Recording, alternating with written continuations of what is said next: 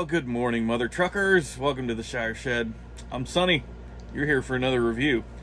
Today is actually going to be a bonus video. So, as you can tell, this video is coming out today, Saturday. Usually videos come out on Sunday. I'm in a very, very good mood, and I felt like doing 2 videos this weekend. So lucky you. You get a video today and tomorrow. Today, the blend I'm going to be reviewing isn't actually technically a blend, although it kind of is. It's a blending tobacco, for sure. And I'm doing it kind of in honor of one of my good friends, Thaddeus Starbuckle, who smokes this stuff very, very often. It's no secret that I'm a fan of dark-fired Kentucky blends, and so is he. And so I thought, I'm gonna start doing some tribute videos just for fun. So let's get into it. Blend I'm gonna be reviewing today is Peter Stokkebye Dark-Fired PS 314.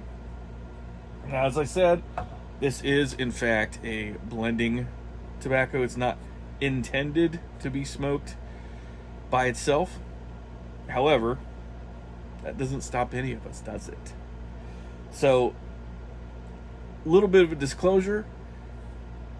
I've only ever smoked this blend once, so technically this could be considered a first impression. So, being that that's the case, that's how I'm going to categorize this video. I bought this blend well over a year ago. Bought it, I want to say really early spring. It might have even been like February, late February or something of 23. So I got it, had one bowl of it, and then jarred it. Haven't touched it since at all. So it's probably been in the jar untouched for, I'd say 15, 16 months, conservatively guessing, maybe. Anyway, it smells fantastic. It smells like a dark-fired Kentucky, and that had me hooked. It's a bit of an interesting cut in that I feel like a lot of the dark fireds that we as pipe smokers tend to get are generally, not always, but generally in flake cuts.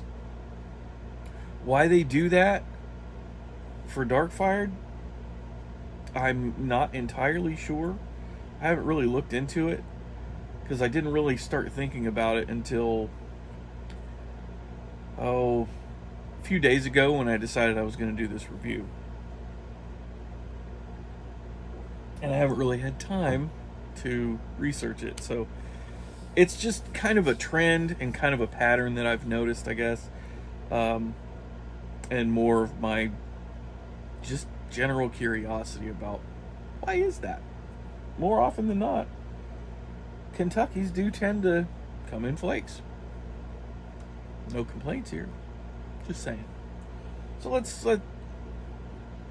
cease with the jaw flapping and get into some smoking, because I feel like having a bowl.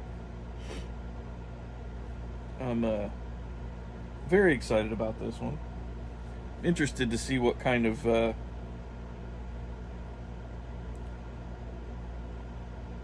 what time did to this one, if anything at all. Well, let's go. Okay. First off, I'm getting this nice, of course, smoky flavor, like barbecue smoke. I'm talking Texas barbecue here, not St. Louis barbecue or anything like that. Texas barbecue. Best barbecue in the world. Come at me, I'm sorry. No, I'm not. So nice barbecue flavor, and then I get this nice nutty sweetness almost like honey roasted peanuts. And honestly, that's about it. And that's okay. That doesn't bother me one bit. Sometimes blends can be a little too complex, and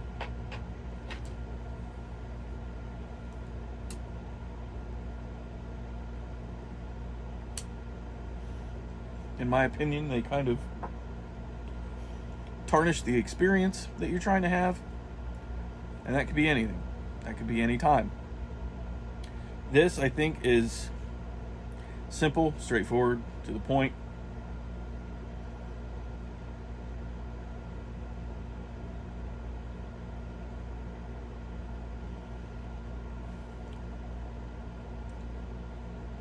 Yeah, there's not a whole lot to it, which is okay.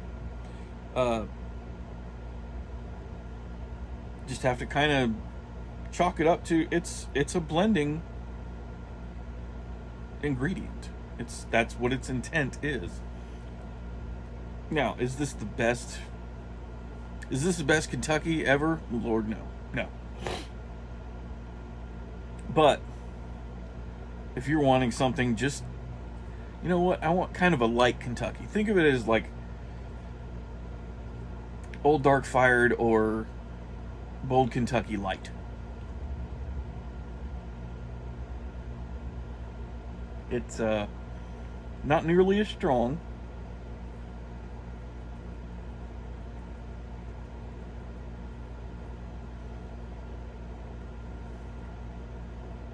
But it is good. And it has this, I think I've talked about it before, it has this kind of Stokkebye trademark sweetness to it. That I feel like every Stokkebye blend I've ever had this very similar sweetness across blends. And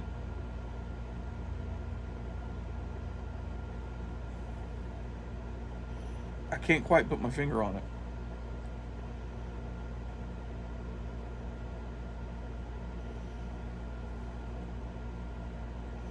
I don't know if it's like a preservative or a topping that they put on everything before they blend it or something like that.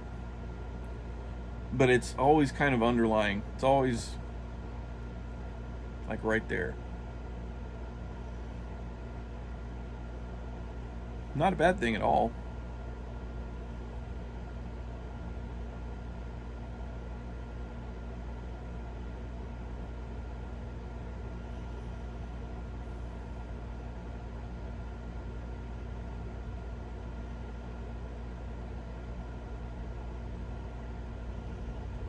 It's very good.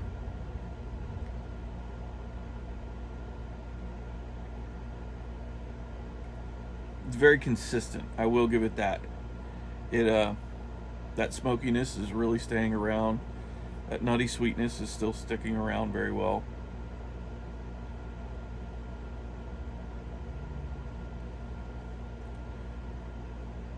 And as a plus, this comes in bulk. So if you're wanting to make a Kentucky blend or a Kentucky type blend where maybe Kentucky isn't the primary ingredient, you can add this. It's quite good. I would say on a scale of 1 to 10, the sunny scale, I would give this a 4.5. It's not bad at all. It just doesn't tickle my pickle.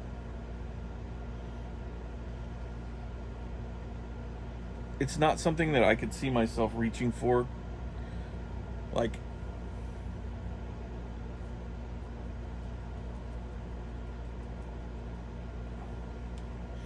I have other blends that are very similar to this, but better. That I could see myself reaching for instead. So if I wanted a dark fired Kentucky I would probably pick like Kendall Dark or Kendall Kentucky.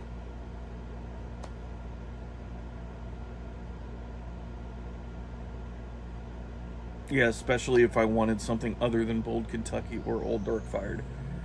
Uh, that's just my opinion, man.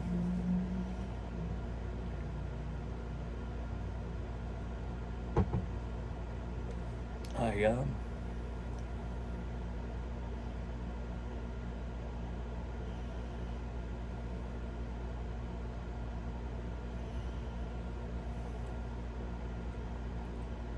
It's very good, but just yeah, it doesn't tickle my pickle the way other blends would.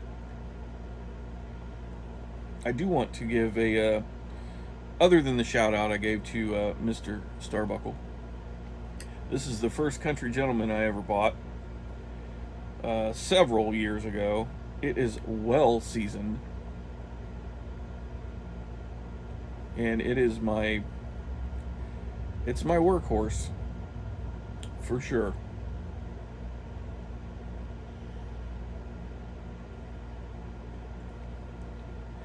And since Cobb's are king, and that's a fact, it's not an opinion, you can imagine this one gets quite the workout.